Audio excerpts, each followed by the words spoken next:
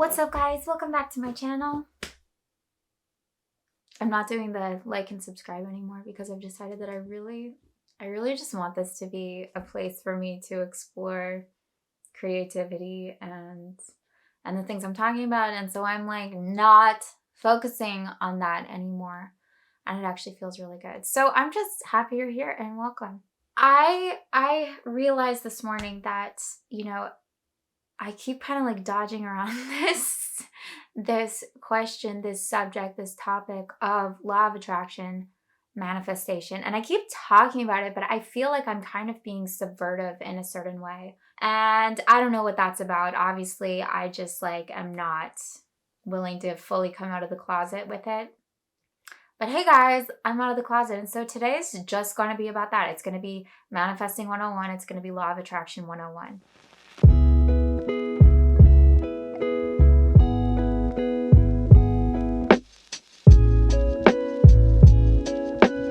And I do want to address the reason why I don't love the term law of attraction.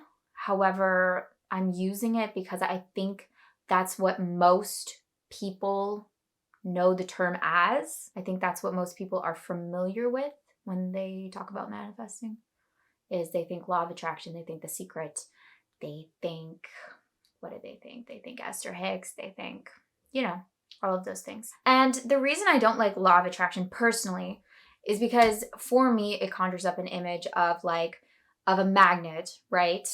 Attracting. So drawing something to you through your energy, whatever that means, that you're sending out signals. And then the things out there that are a match to it are like, oh, hey, we really like those signals you're giving off. Let's go over there to those sympathetic signals. And then it gloms onto you, and then you have the life you desire. Maybe it works like that. Maybe it does. In which case, I hope I discover that soon so that I can implement that.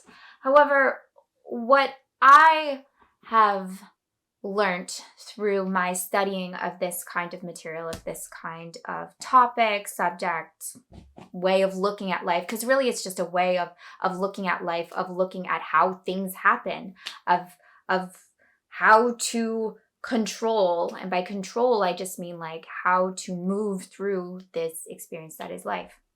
So with that image of sending out a signal, and then the signal is heard, and then there is a response, there is no time lag. Energy is immediate, and we're always connected to everything. It's all here now. So if it is all here now, there is no broadcasting of a signal. It's more that you are locating within yourself the place that already exists, that already is here. And in so doing, in anchoring into that, the world conforms to that because the world is you pushed out. So there is no call and response. There's just now. There's just you. There's just this. And whatever this is, you get to decide at any given moment. So that's why I don't like the term law of attraction, personally. Now, maybe some people hear it and they think of it in a different way, and this is just a visual that I have that doesn't exactly work for my understanding right now. But I just wanted to give a little disclaimer as to why I will be calling it the law of attraction, but I don't actually think of it as a law of attraction. I kind of think of it as just what everyone has been talking about forever. And maybe law of assumption, or everything is you pushed out, or everything is a mirror, is a better representation for me of how things come about. However, I do want to go into manifestations. This is such a beautiful topic for me because the truth is everything is manifest. Everything. I don't even really know what manifest means. And I'm gonna look this up because I love this term. Because what you discover through exploring this is that there are so many things that we don't even think of as manifestations. We don't even think of being as something we could have in our lives.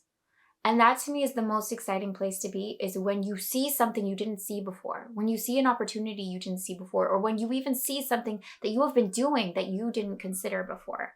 It's as Oprah would probably put it, an aha moment. And it just feels like suddenly there's one little inch of space more to your whole consciousness, to your whole being. It's beautiful. So manifest. Yeah, I honestly want to know like the root of this word because I really like words and etymology. Okay, manifest is clearly apparent to the sight or understanding. Obvious. Apparent. So interesting. Okay, so it's apparent. It's manifest. Ugh, see, that's so good. To show or demonstrate plainly. Reveal. To record in a ship's manifest. Oh, okay. To display or manifest or present a manifest. Oh. A list of cargo or passengers carried on a ship or plane. Show plainly, reveal. To prove beyond doubt. I think that says it for you. Readily perceived by the eye or the understanding. Evident. So manifest literally means like it's in plain sight. It's obvious. It's here. It's evident. It's proof. It's here. A list of cargo, hey, we've got it. So like let's take this idea of like manifestations as being like magical or like strange or only some people can see it. It's literally like, no, is it here? Is it here right now? Is it here right now? Then it's manifest. And whatever is here has been manifested, has been brought about to be clear and evident. And so with this too, what are manifestations? Everything. One thing that I discovered this past year was that like your thoughts and your feelings are manifestations. Now I know that's like, oh, okay, but you can't see that. You can't prove that. You could probably try to prove that if you like. If you hooked me up to some kind of brain scan, you could probably prove that. And it's all feeding back in on each other. At least that's the way that I see it. I see it as like what we are is actually this like black hole. It's not a black hole, but it's just like this place of purity that isn't actually anything, that cannot be defined, right? And so anything that can be defined, as in manifest, is an offshoot of that center. That's how I see the world. That's how I see people. That's how I see myself. That's how I see consciousness and awareness and all that is. So that there's this no space. There's this no thing that creates all things. And so anything that could be a thing is a manifestation, which includes thoughts and feelings, which are like these beautiful like brother-sister pair that feed into one another and are constantly kind of doing this dance with one another where a thought produces a feeling and then the feeling produces more thoughts and it just goes on and on and on and on. So those are very much manifestations and those will lead to other manifestations. All right. Just they will. What else are manifestations? I mean, your relationships, every single relationship you have, every single person you encounter, every job you've ever had, every amount of money you've ever received or been given, every breath you've ever taken, every time you've ever brushed your teeth, that's manifestation. Every event, every thing that you have ever done is a manifestation. You know what I mean? Like you having any kind of impulse whatsoever to do anything is manifestation. Any food that has ever been grown, ever. Manifestation. The quality of air, the like, blah, blah, blah, blah, there's just, it's so much. Now, not all of these are going to be, certain people like to talk about it in that there's like a little you and there's a big you. So there's a small self and there's a higher self.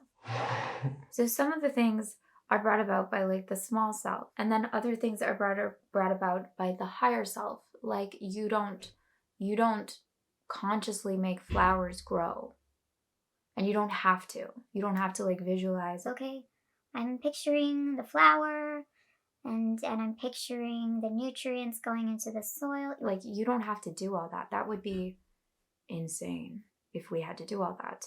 So you don't have to do all that. There's something else that takes care of that for you so that you just enjoy the flower. And you can know as much about the process of a flower as you want to, which would also be a manifestation, but you don't have to for the flower to exist. If I am getting ahead of myself, I am sorry, and I might have to break this down even simpler, but just stay with me for now. Okay. So the other thing that I just want to say is that, like, again, with this law of attraction thing, is that yes, there's different ways to go about attracting, or like as I like to put it, being sympathetic, being compatible to whatever it is you would like to experience. One of those ways that Neville Goddard really brings home is visualization, is living in the end, is literally seeing in your mind's eye. And there's lots of different practices, by the way, in different traditions and different religions that talk about this in the exact same way, that like seeing is believing. You know, it's manifest, it's evident. So when you see it actually with your eye or with your mind's eye, it becomes part of your consciousness now, right? And so it can come about not just in your imagination, but in the 3D world as well. So that's what Neville Goddard really focuses in on, is seeing it, is experiencing it, is creating the feeling as vividly as possible. And by the way, too, this is really interesting also when you get into, if you've ever gotten into lucid dreaming at all, or if you've ever gotten into out-of-body experiences, like exploring that a little bit, super fascinating. So I'm just going to leave that there for a second. But there's other ways to bring about something into your consciousness, because we have many different paths of consciousness. One is ontology, which is basically the study of being, in that whatever you be, you get to experience. So there are different ways of being. And honestly, this can be kind of an intuitive practice where it's whatever resonates for you. So it's whatever you feel would be a strong person. You start to be that. You start to feel yourself strong. So you're not necessarily visualizing yourself as a strong person. You're not necessarily seeing yourself in the mirror with muscles or something, but you are embodying this thing that you have decided you are now being. And in that way too, you're absolutely doing the same thing that Neville Goddard talks about. So there's that, there's being. And then there is action. There is action. There are words, there are affirmations, saying things that the person you would like to be, or that the person who has now received the thing that you would like to have or experience. Saying things works because, again, you're bringing it into your consciousness. You're bringing it into your awareness. Yeah. My battery isn't happy with me. So, but I do want to wrap this up. So there's visualization. There are affirmations. There are saying out loud in your head to other people, to yourself. With this too, there's inner conversations. And I think I'm going to do like a whole separate video on that. And then there's just embodying in a kind of sensorial, in a like self-concept, self-perception kind of way. And there's also action. There's absolutely 100% action. There's 100% doing the things that person would do, or doing the things that you believe will yield the results you're going after. And there's absolutely nothing wrong with doing that. This is a little nuanced because you don't want to be affirming, right, of not having it. And so sometimes that is where action gets in the way. It's the trying too hard. It's the Yoda. Do not try, do. So if you are exerting or chasing or doing action in order to force an outcome, right, that basically is putting a barrier between yourself and the thing that you are attempting or you are manifesting. In the trying, you are confirming of a reality, of an existence of this thing not already being there. So that's where people can get tripped up with action. And in a lot of cases, action isn't actually necessary. However, if that works with your belief system, by all means, do it. I would just say be conscious of where you are coming from whenever you take an action, because that is going to greatly control the outcome of the action coming from. And I'm sure that's exactly living in the end.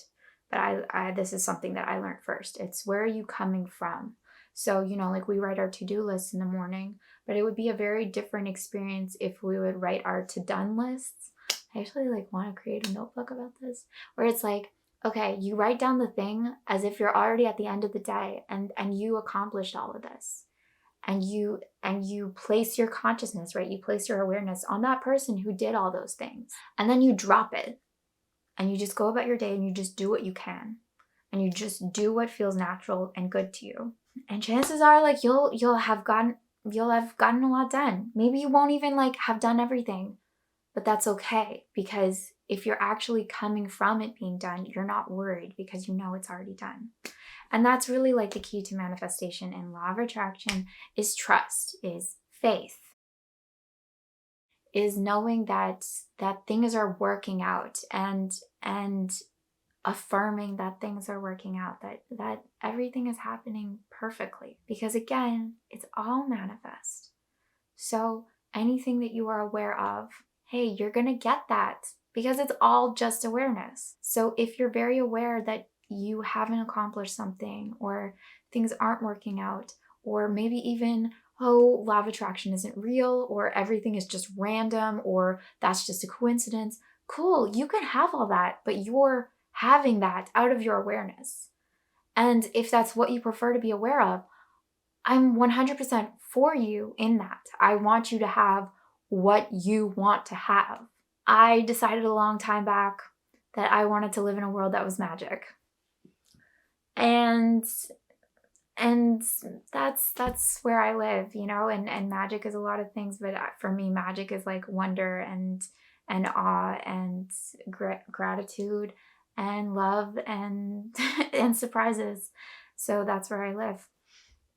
Anyway, this was like really kind of skimming over everything, but I guess I'm out of the closet now. So I really intend that was helpful for you. And I also wanted to say that in a way, this is my own fault. Sometimes I worry, or sometimes in the past I have worried that I don't make sense to people, that the way in which I approach topics is a little bit all over the place, or is a little bit abstract. It's very easy for me to think in a more abstract, very creative way, but in the past I've worried that people cannot follow me. So sometimes I have gone into that in this channel, in worrying that people do not follow, are not getting it. And that's completely my fault, because I've created that. And so I just am now really like honing in on the idea that you are getting this. All of you are getting this on some level, and you're receiving it, and it's all working. It's all working. So even if like you don't get it, I know that you do. And even if you don't get it, then this isn't for you, and someone else is getting it. But you being here and you watching this still is in support of all of these teachings and all of this information. All right, I love you so much, and I hope you're having an amazing day. And I don't know if you could tell, but like I got a haircut. Like the first haircut I've gotten in a year, which was great. But I was very much like, don't cut my hair off. I want to keep my hair. And you know, my dad actually said yesterday, he's like, I normally don't say this, but my mom and I both got our haircuts. He's like, both of you look lovely tonight. Your hair looks beautiful. My dad does not say things like that, and he just said that completely voluntarily. So I'm just so delighted at how my life is working out. I know that's such a small thing, but it's the small things that add up. I hope you're go to school, go do your homework. I don't know, go to work, be productive, be happy. You're amazing, and I love you. And I'll see you in the next video. Bye.